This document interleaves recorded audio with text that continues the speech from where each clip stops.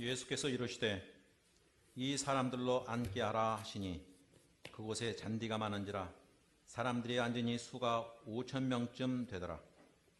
예수께서 떡을 가져 축사하신 후에 앉아있는 자들에게 나눠주시고 물고기도 그렇게 그들의 원대로 주시니라. 그들이 배부른 후에 예수께서 제자들에게 이르시되 남은 조각을 거두고 버리는 것이 없게 하라 하시므로 이에 거두니 보리떡 5개로 먹고 남은 조각이 12바구니에 찼더라. 그 사람들이 예수께서 행하신 이 표적을 보고 말하되 이는 참으로 세상에 오실 그 선지자라 하더라.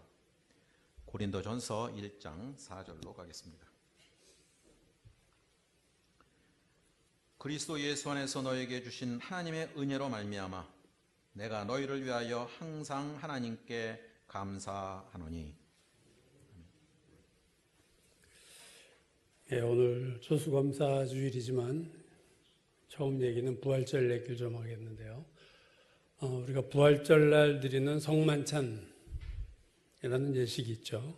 이 성만찬을 영어 단어로 유카리스트라고 부릅니다.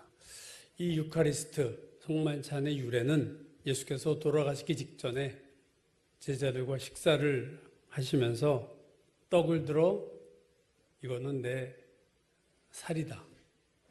또 포도주 잔에 들어 포도주를 드시면서 이것은 너희를 위하여 흘리는 내 피다. 그렇게 말씀을 하셨던 사건이죠. 고린도전서 11장 23절 이하에서 바울이 이걸 이렇게 얘기했어요.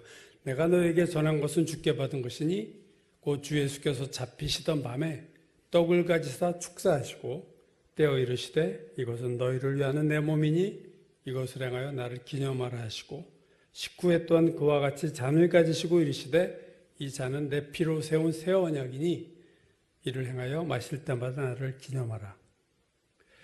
예수께서 제자들과 떡을 떼시기 직전에 행하신 것을 바울은 축사하셨다 이렇게 얘기했어요. 축사하셨다라는 헬라어 단어가 유카리스테오인데 동사죠. 유카리스테오인데 성만찬이라는 유카리스트가 같은 어원에서 나온 단어죠.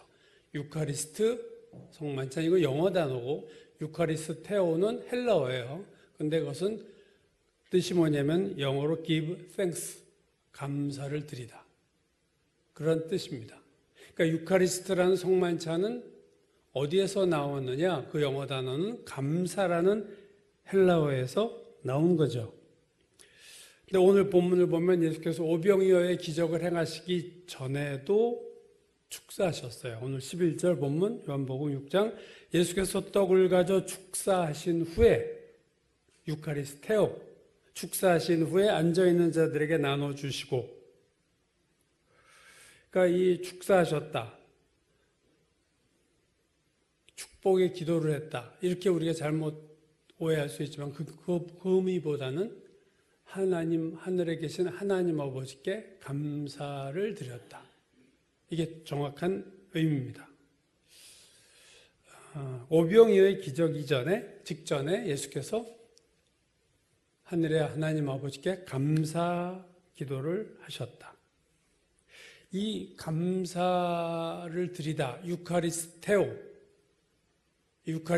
성만찬의 어원이 되기도 하는 유카리스테오라는 이 단어의 또 어원은요, 유카리스, 거기에 카리스라는 단어가죠. 유카리스테오에서 카리스입니다.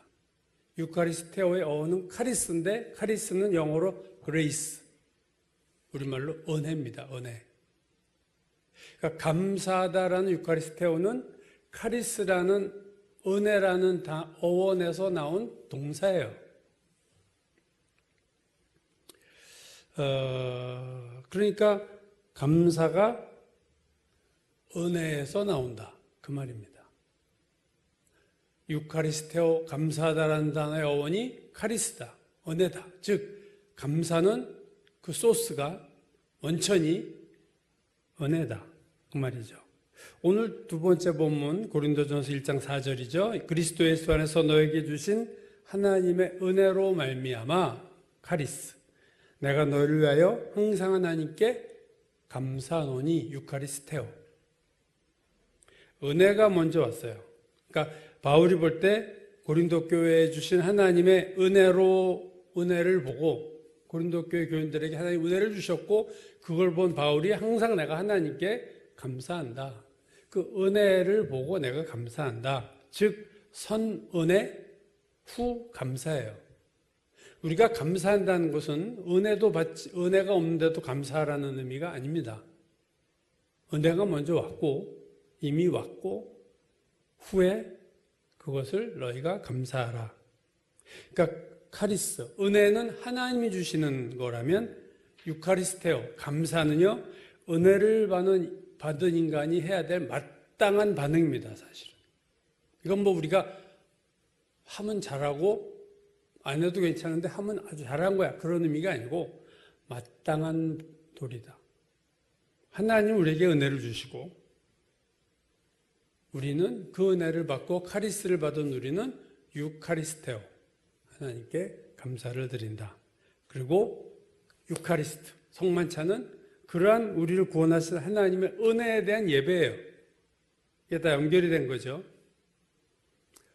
제가 몇 번 소개를 했던 20세기 최고의 신학자로 불리는 칼 바르트, 독일 사람이죠. 바르트는 그가 쓴 책이 로마서가 되게 유명합니다. 우리말로도 번역이 됐지만 로마서 강해가 아주 칼 바르트의 명작 중에 하나지만 그의 가장 위대한 책은요. 칼 바르트가 쓴 가장 위대한 책은 교회 교의학이라는 책입니다. 이 책은요. 중세의 토마스 아퀴나스, 캐톨릭에서 최고로 치는 학자죠. 토마스 아퀴나스가 쓴 신학대전이라는 유명한 책과 쌍벽을 이루는 일종의 교의학이다. 도그마틱 티올로지. 도그마, 또 교리적인 기독교 교리를 서술한 거예요. 2018년에 이 책이 우리말로도 번역이 됐는데 이 교회 교의학이라는 칼바르트의 이 책은요.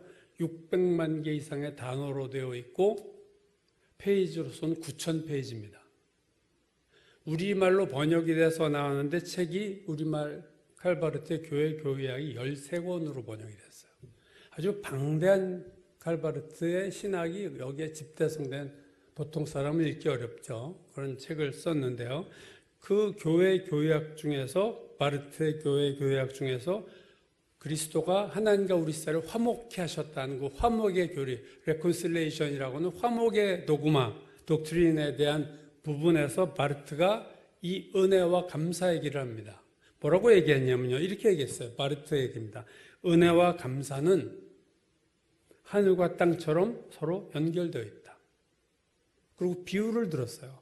목소리가 메아리를 만들어내듯이 은혜는 감사를 만들어낸다. 천둥이 번개에 뒤따라오듯이 감사는 은혜에 뒤따라온다.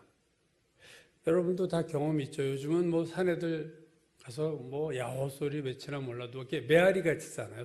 산에서 소리를 지르면 좀 있다가 그 소리가 다시 돌아오잖아요. 번개가 번쩍한 다음에는 시간이 지나면 거리에 따라 시간 다르지만 몇 초 후에 또 우르릉캉캉하고 천둥 소리가 나잖아요. 바르트는 은혜가 있으면 반드시 목소리를 내면 반드시 메아리가 생기고 번개가 치면 반드시 천둥 소리가 나오는 것과 똑같이 은혜가 있는 곳에서는 감사가 생겨나야 한다. 그렇게 얘기를 한 거예요. 그리고 바르트가 또 하나의 비유를 들었는데 의사가 병원에서 반사신경 테스트를 할 때 여러분도 아마 어릴 때 경험하셨을 거예요. 무릎을 이렇게 모르게 톡 치죠. 이렇게 고무 망치 같은 걸로 툭 치면 앞발이 올라가잖아요. 우리가 반사신경 발이 툭 올라갑니다. 그럼 건강한 거죠. 그게 안 올라가면 이제 문제인 거죠. 그러니까 무릎을 치면 한 뭐 0.2초 내외로 이렇게 다리가 올라간단 말이죠. 바르트가 이 비유를 또 들었어요. 은혜와 감사의 관계는 무릎을 치는 것과 다리가 올라가는 것과 같다.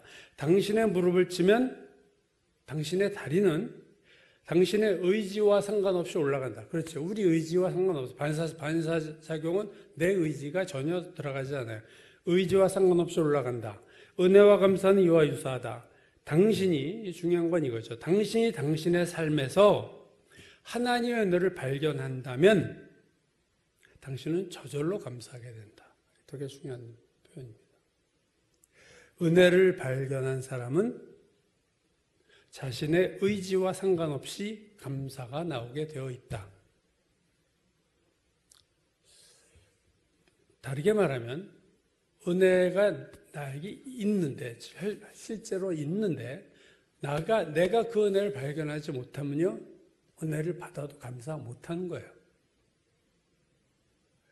감사하는 자는 은혜를 받은 자이지만 은혜를 받은 자가 다 감사하는 게 아니라 내게 주신 하나님의 은혜를 발견하는 자만이 감사를 합니다. 사실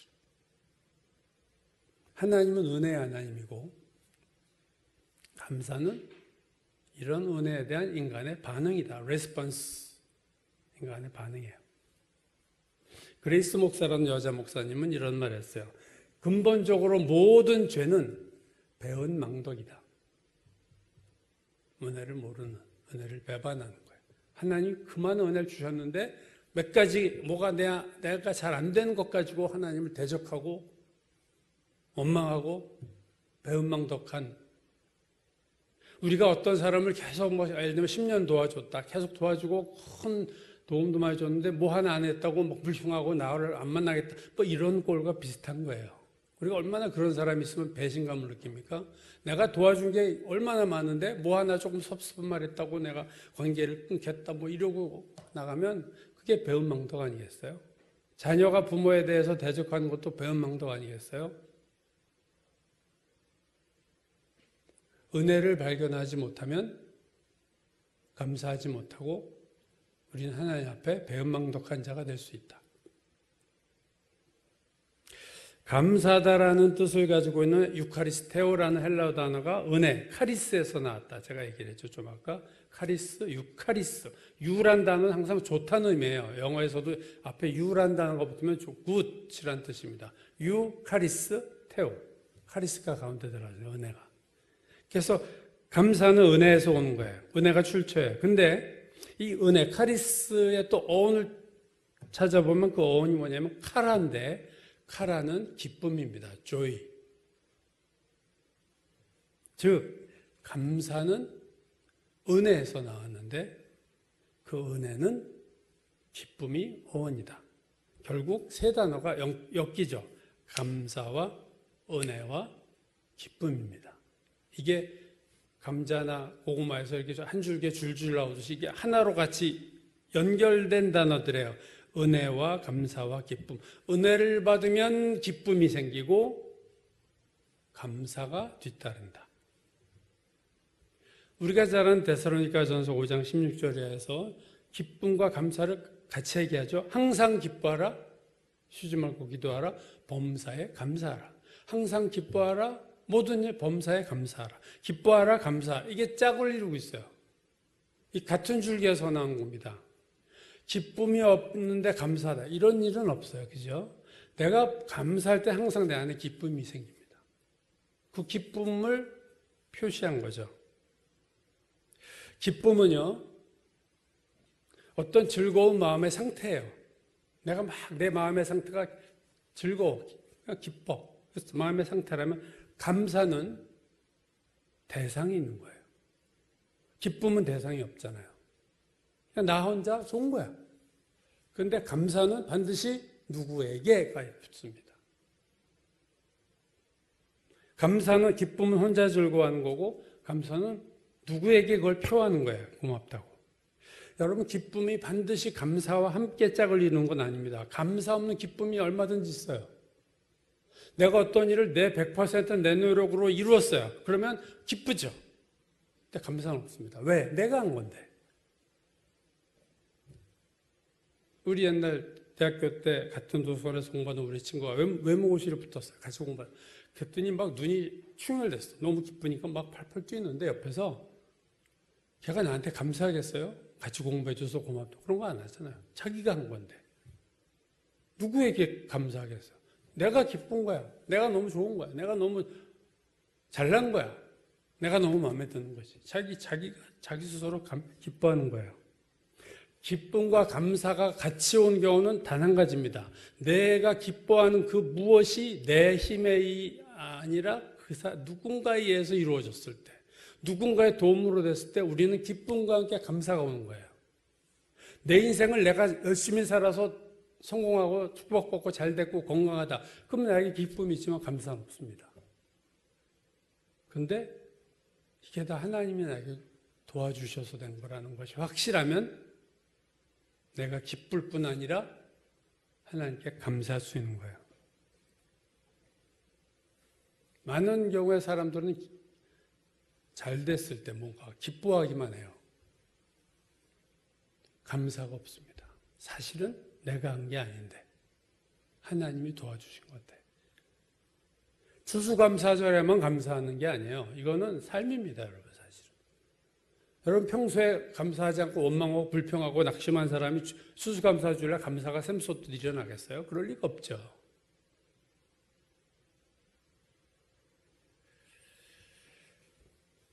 앞에서 우리가 말씀한 것처럼 감사는 은혜에서 오고, 감사가 은혜에서 온다는 것은 나에게 어떤 좋은 일이 일어났을 때 그 은혜란 건 뭐예요? 거저받았다는 거 아니에요? 내 힘으로 한 게 아니라 하나님이 도와주셨다. 이게 은혜예요. 그러니까 당연히 기쁨도 오면서 감사도 오죠. 이게 정상적인 신앙입니다. 구원도 하나님의 은혜로 됐으니까 우리가 구원에 대해서 감사하잖아요.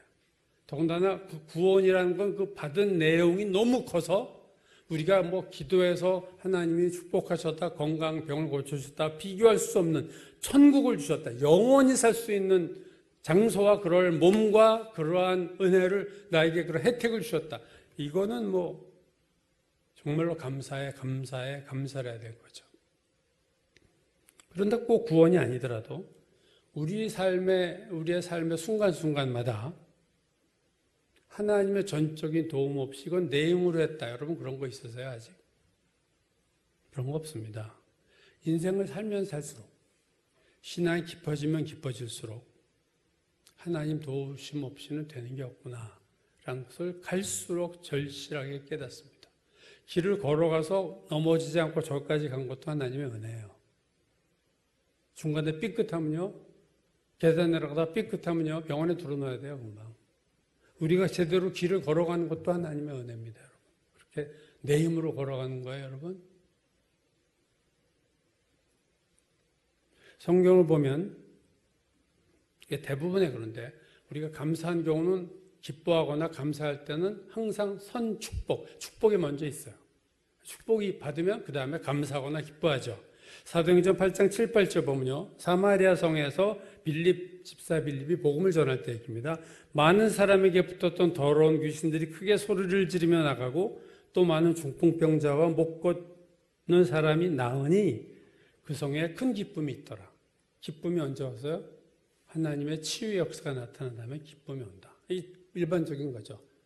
선 축복, 후 기쁨. 대개 이렇게 옵니다. 고린도전서 14장 18절 내가 너희 모든 사람도 방언을 더 말함으로 하나님께 감사하노라. 감사하는 앞에 뭐가 있어? 내가 남보다 방언을 더 잘해. 그래서 하나님 감사해요. 그 앞에 감사 앞에 뭐가 있어요? 선축복이 항상 있습니다. 대부분의 우리가 하는 감사는요, 대부분의 감사는 선축복이에요. 항상. 뭔가 하나님 나에게 축복하셨다. 그러면 그 다음에 후에 감사. 선축복, 후 감사. 이게 일반적인 경우입니다. 우리가 이건 당연한 거예요. 하나님 나에게 축복하셨는데 감사도 안 한다. 이건 진짜 수준 이하의 신앙이고 배은망덕한 신앙이고요. 대부분 정상적인 그리스도에는요, 선축복이 있으면 후 감사가 오게 되는 게 정상적입니다. 이건 뭐 특별히 잘했다 칭찬할 건 아니지만 마땅한 거예요. 축복하셨으면 감사해야죠. 내 힘으로 할 수 없는 거 하나님이 주셨으면 감사해야죠. 근데 선축복, 후 감사가 아니라 선감사, 후 축복도 있어요. 마태복음 5장 11절 산상수훈에서 나로 말미암아 너희를 욕하고 박해하고 거짓으로 너희를 거슬러 모든 악한 말을 할 때에는 너에게 복이 있나니, 팔복 중에 하나죠. 기뻐하고 즐거워하라. 지금 웃어 터지고 욕을 먹는데 기뻐하라. 왜냐? 나중에 하늘에서 너희의 상이 큼이라. 축복이 뒤에 와요. 한참 뒤에 와요. 천국에 가서 받는 상. 그걸 보고 너희가 기뻐해라. 지금 기뻐할 이유는 하나도 없고 오히려 너무 힘든데 상황이. 박해받고 욕을 얻어먹고 악한 말을 퍼붓는 상황에서도 기뻐하고 즐거워라. 왜? 축복이 뒤에 오기 때문에. 빌립보서 4장 6절 이하도 아무것도 염려하지 말고 다만 모든 일에 기도와 간구로 너희 구할 것을 감사함으로 하나님께 아뢰라. 감사할 게 아직 없어요. 감사함으로 하나님께 아뢰라. 그리하면 감사 기도를 하면 모든 지각에 뛰어난 하나님의 평강이 그리스도 예수 안에서 너희 마음과 생각을 지키시리라. 하나님의 평강이 뒤따라오는 거죠. 축복을 아직 못 받았는데 먼저 감사하는, 선감사하는 사람요, 오직 믿음 있는 사람만 할 수 있는 감사입니다. 믿음 없는 사람은 선축복 후 감사해요. 대부분 그것도 귀하지만 진짜 믿음 있는 사람은요, 먼저 감사하고 축복이 나중에 오는 거죠. 이건 믿음이 있어야만 이 선감사를 할 수 있어요.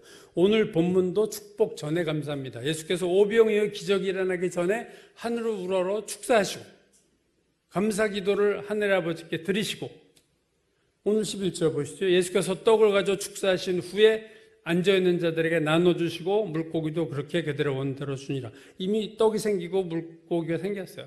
축사하시고 나서 생겼어요. 아직 생기기 전인데 축사하셨어요. 감사기도 하셨어요. 예수께서 말씀을 전하시던 중에 날이 저물고 어두워지고 주변에 마을이 없으니까 이 많은 사람들이 먹일 게 없는 상황에서 한 어린아이가 가져온 오병이어 물고기 2마리와 보리떡 5개를 손에 가지신 후에 하나님 아버지께 감사합니다. 뭔 감사를 했겠어요? 이 사람들을 먹이실 것 감사합니다. 그리고 그렇게 생긴 거죠. 10,000명이 넘는 사람들을 먹이셨어요. 자, 이러한 상황에서 보통 사람은요, 일단 염려하고 걱정합니다. 이걸 어떻게 먹이지? 그리고 기도하겠죠. 하나님 좀 도와주세요. 보통 그렇게 기도하잖아요. 예수님은요, 감사를 들으셨다. 그래서 놀라운 기적이 일어났어요. 감사를 드리고 기적이 일어나는 경우는 오병이어뿐 아니라 보리떡 7개와 물고기 2마리 사건이 또 있죠. 거기도 똑같이 축사하셨어요. 그러니까 먼저 감사하고 축복이 왔습니다.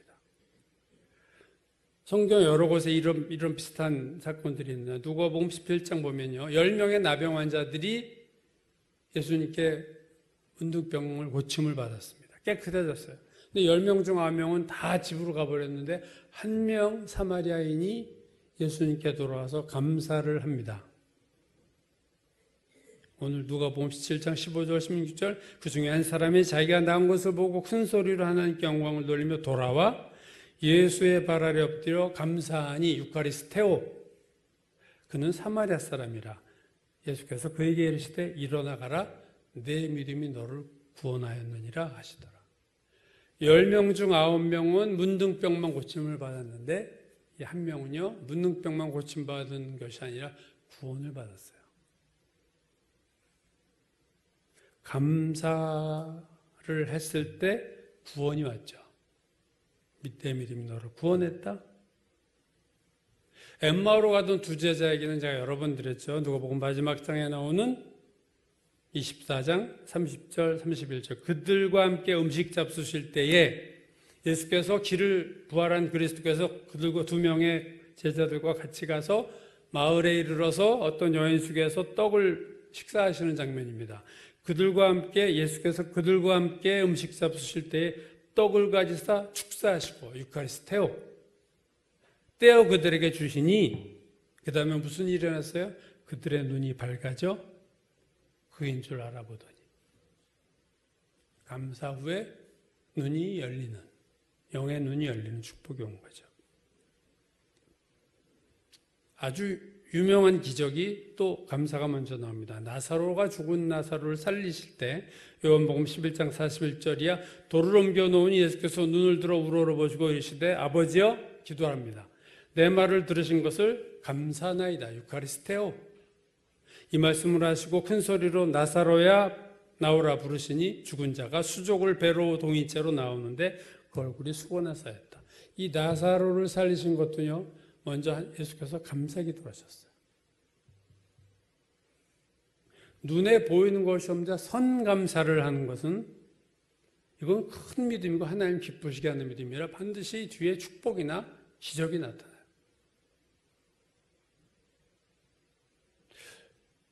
누구나 다 이 감사는 못하지만 여러분 저는 이러한 선감사에 우리는 도전해야 된다고 생각해요. 하나님 제가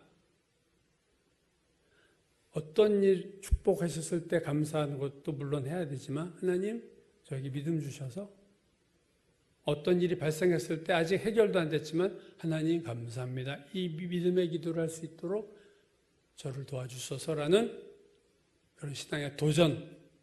저는 이 도전이 죽으면 신앙은 썩는다고 생각해요. 신앙은 자꾸 도전해야 되거든요. 내 현재 신앙, 됐어. 이 정도면 됐지. 뭐 천국 갈 수 있고 됐어. 이런 사람은요, 신앙이 점점 하강합니다. 자꾸 도전을 하셔야 돼요.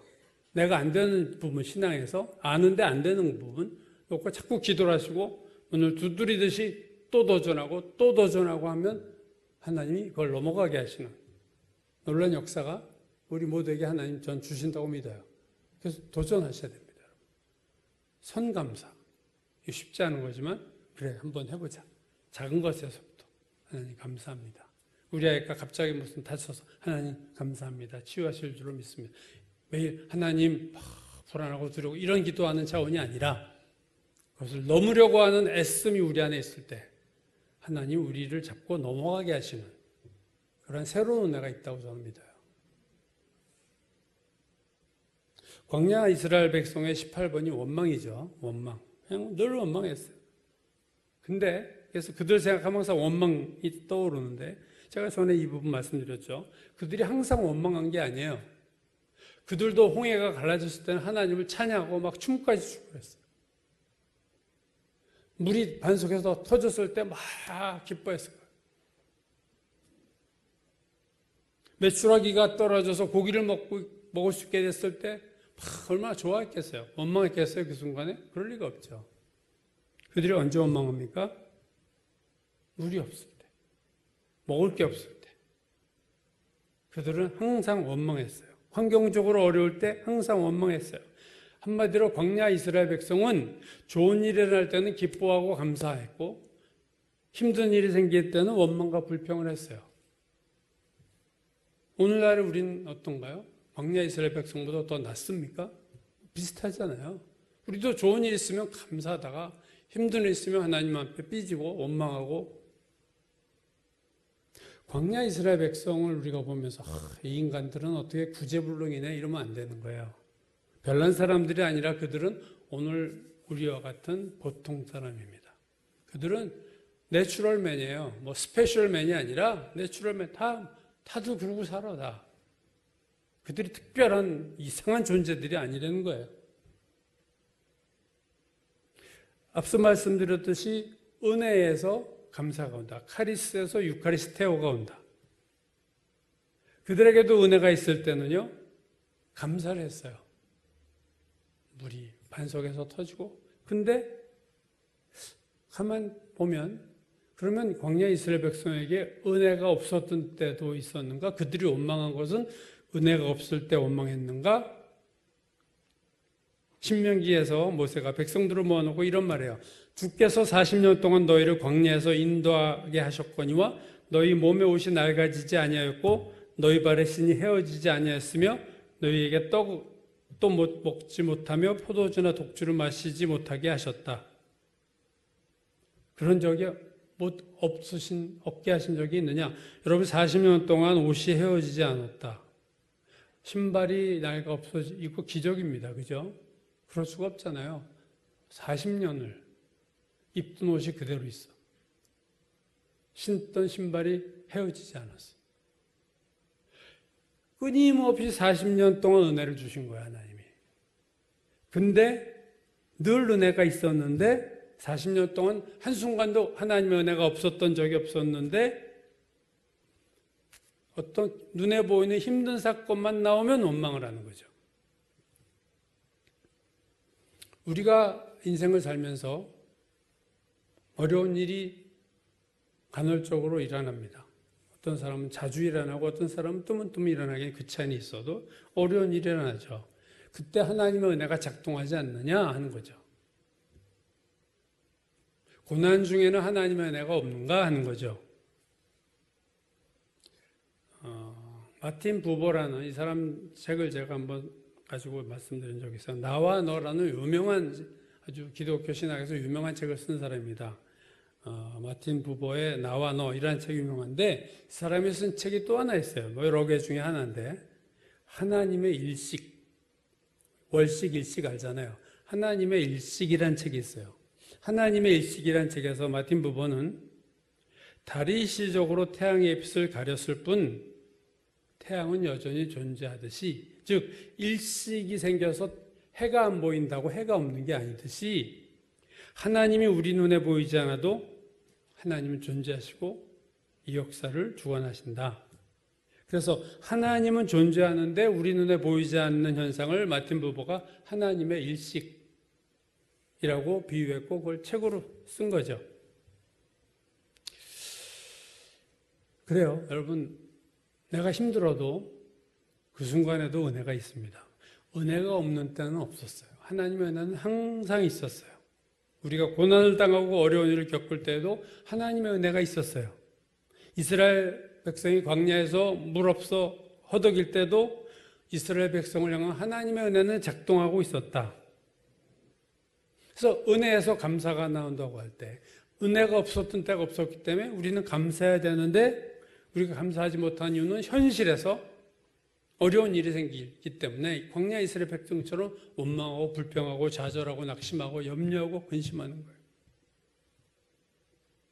고린도후서 12장에서 자신에 있는 사단의 가시, 육체의 가시를 제거해달라는 기도를 바울이 3번이나 했다고 그랬죠. 그때 하나님의 대답이 뭐라고요?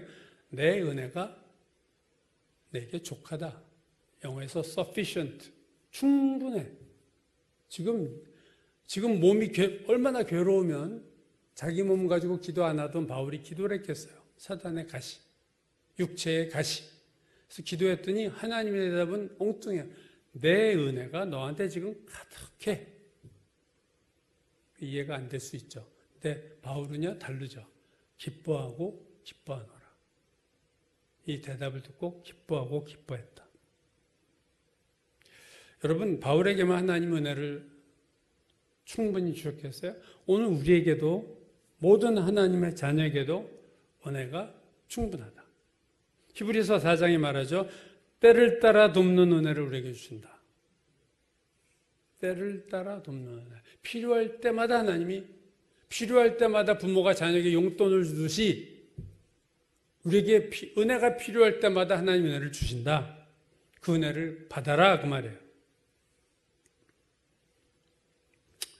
제가 자주 드리는 말씀이지만 내 현재의 삶이 힘들고 어려워도 하나님의 은혜가 지금 작동하고 있음을 믿어야 해요. 늘 말씀드리지만 하나님은 항상 오르세요. 하나님의 공의죠. 하나님 항상 오르세요. 그리고 하나님은 항상 우리를 사랑하세요. 현재 내가 어떤 어려운 상황에 있을 때 이 어려운 일을 향한 하나님 이럴 수 있어요 하는 게 아니라 뭔가 하나님은 오르시다 라고 여러분 받아들이셔야 돼요. 어려운 일 있을 때도 그래, 하나님은 오르시지. 항상 오르셔. 이게 흔들리면 안 되는 보루입니다. 그리고 하나님은 나를 사랑하셔 지금도. 그래서 뭔가 있을 거야. 이런 어려운 일을 나에게 주신 분명한 이유가 있고 이 고난 주신 하나님은 오르시고 그분 나를 사랑하셔서 이 상황을 만드셨다.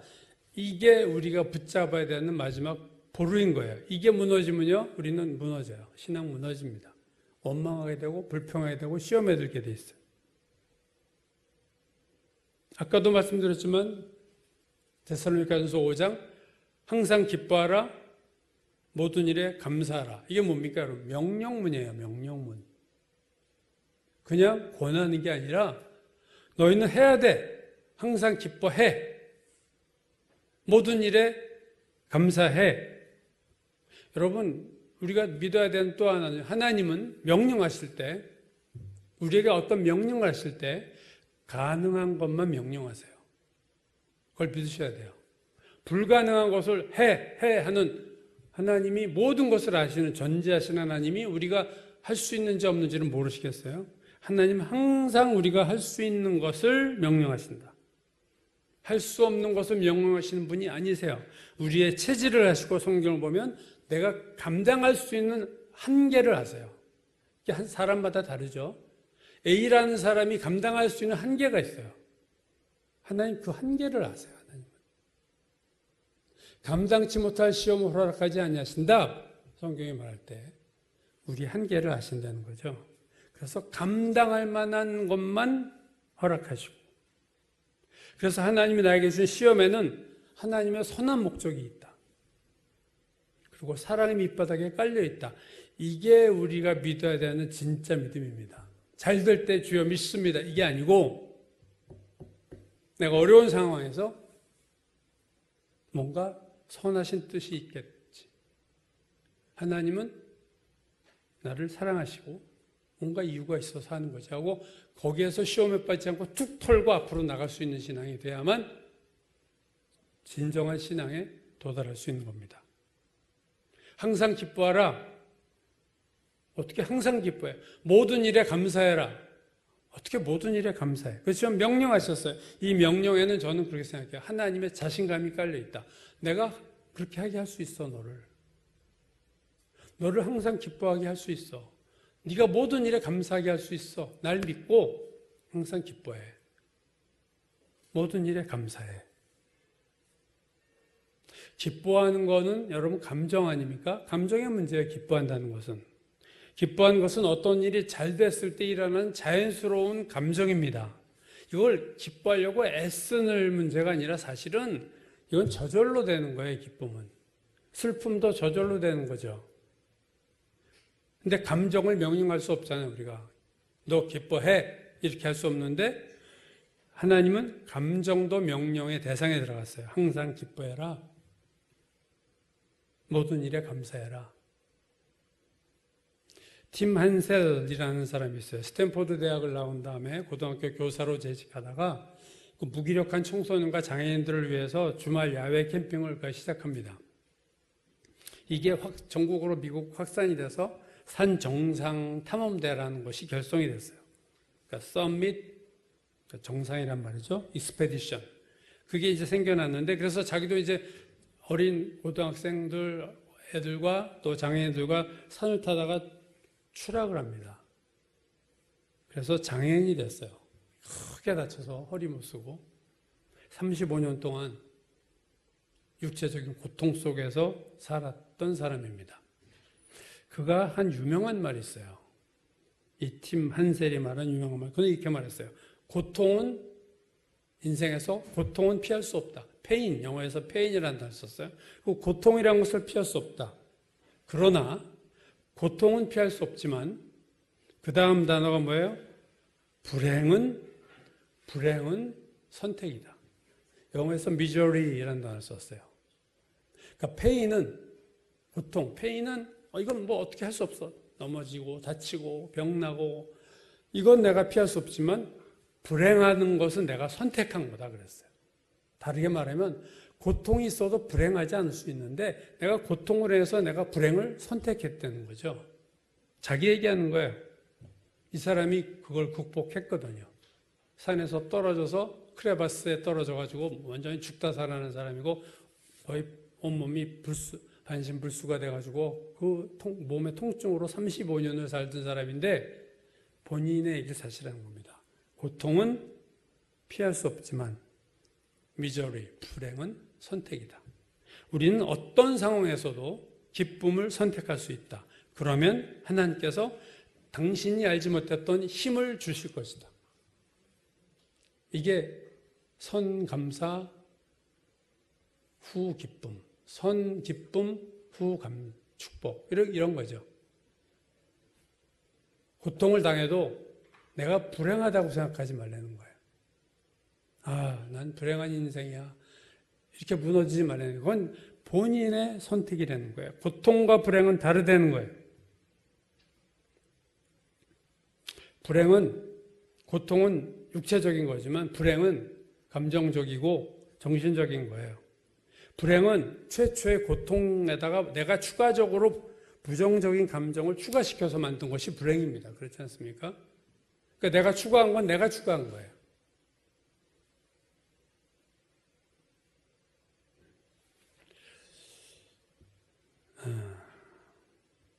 오늘 하나님은 우리에게 기뻐하라, 감사하라.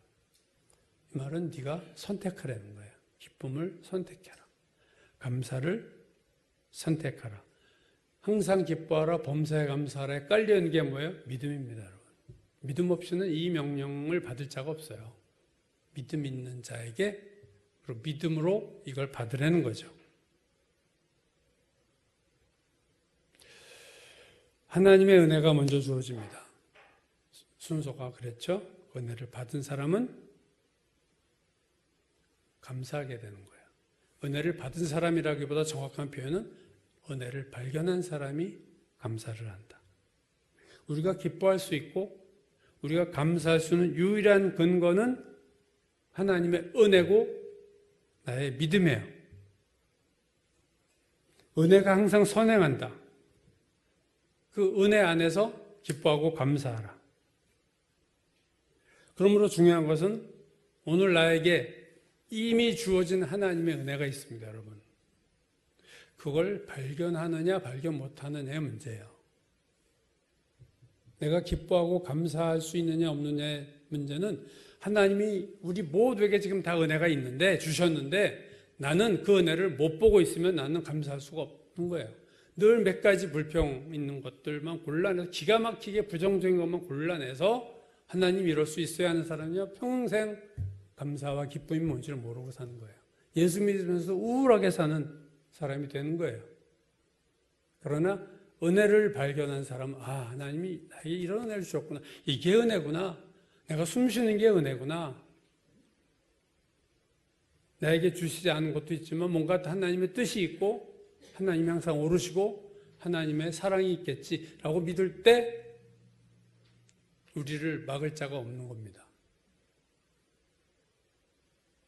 성경 주석 중에서 가장 대중적인 주석은요, 매튜 헨리 주석과 윌리엄 버클리 주석이라는 게 있어요. 두 가지 주석이 제일 유명하죠.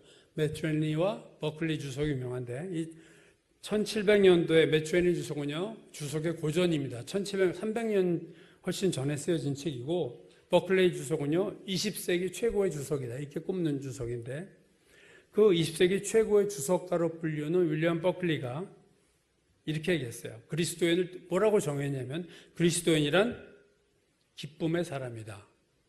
Person of joy. 버클리가 이렇게 말해요. 우울한 그리스도인이란 표현은 그리스도인이라는 이름과 모순되는 용어다. 그리스도인에는 없는 의미이다. 우울한 그리스도인이란 건 그리스도인이란 단어와 어울리지 않는 모순되는 단어다. 빌리 그레함과 같은 아주 복음 전도자였는데요. 빌리 그레함보다 한 세기 전에 그 빌리 썬데이라는 사람이요. 야구 선수, 메이저리그 화이트삭스 소속의 유명한 야구 선수가 복음 전도자가 됐어요. 그가 8년 동안의 메이저리그 야구를 청산하고 전도자의 삶을 살았는데 아주 열정적으로 앞에서 제스처가 대단했던 사람이라고 얘기합니다. 그가 이런 말을 했어요. 만약에 당신에게 기쁨이 없다면 당신의 신앙 어딘가에 누수현상이 있는 것이다. 누수현상이 내 신앙에 뭔가 누수현상이 일어나고 있다. 그 확인이 뭐냐? 기쁨이 나에게 없다? 그럼 뭔가 누수가 되고 있는 거예요. 은혜는 반드시 감사를 만들어냅니다. 번개가 천둥을 만들어내, 천둥이 그 다음에 반드시 오듯이. 소리를 지르면 메아리가 반드시 오듯이 은혜가 있으면 반드시 감사가 오게 되는데 나에게 감사하고 기쁨이 없다. 그러면 은혜가 어디선가 지금 새고 있는 것을 나는 모르는 거예요. 바울이 하나님의 은혜를 헛되이 받지 말라 그랬어요. 여러분 은혜를 헛되이 받을 수 있어요. 은혜를 주셨는데 은혜가 은혜인지 모르고 받은 은혜 다 흘려보내고 은혜를 헛되이 받지 말라. 여러분 감사절을 맞이해서 우리 자신의 신앙을 살펴야 돼요. 나에게 영적인 누수가 되는 부분이 없는가? 내게 뭔가 신앙적으로 뭔가 고쳐야 될 부분이 있는데 그것 때문에 내가 이러지 않는가? 설교의 황제라고 불리는 찰스 스펄전, 유명한 사람이죠. 설교의 황제라는 별명을 가지고 있어요. 그가 이런 얘기를 했어요. 기쁨과 조이와 기도, 프레어가 기쁨과 기도가 결혼하면, 결혼에 비유를 했어요. 기쁨과 기도가 결혼하면, 즉 기쁨의 기도를 하면 그 말이죠. 처음 태어난 아이는 감사다. 첫 번째 아이가 감사예요. 기쁨의 기도가 만들어낸 첫 번째 작품은 감사다. 은혜가 먼저 있으면 거기엔 반드시 기쁨이 오고 감사가 온다 그랬죠. 그래서 여러분, 너희가 기도할 때 선기쁨, 선감사 기도를 자꾸 해야 되는 이유는 거기에 놀라운 하나님의 역사가, 그 다음에 하나님이 우리의 그 귀한 믿음을 보시고, 제가 힘든데도 그렇게 힘들어하지 않고 원망하지 않고 불평하지 않고 하나님, 주님의 뜻이 있는 줄로 믿습니다. 제가 잘 이걸 감당하게 하옵소서. 주님이 고쳐주실 줄로 믿고 주님 감사합니다. 이렇게 얘기할 수 있는, 하나님 볼 때 이쁘다. 하나님이 기쁘시게 하는 자입니다. 여러분 안에 잠자고 있는 감사, 그걸 여러분 흔들어 깨우셔야 돼요. 여러분 안에 있는, 여러분의 삶에 이미 존재하고 있는 은혜, 그 은혜를 발견하셔야 됩니다. 은혜만 발견하면 되는 거예요, 여러분. 아, 이런 은혜를 나에게 지금 주셨네, 이미 주셨네, 주시고 있네. 그 은혜만 발견하면, 은혜 볼 수 있는 눈만 열리면 우리는 저절로, 무릎을 치면 발이 저절로 올라가듯이 은혜를 발견하면 우리는 저절로 감사하고 기쁜 삶을 살 수 있게 될 줄로 믿습니다.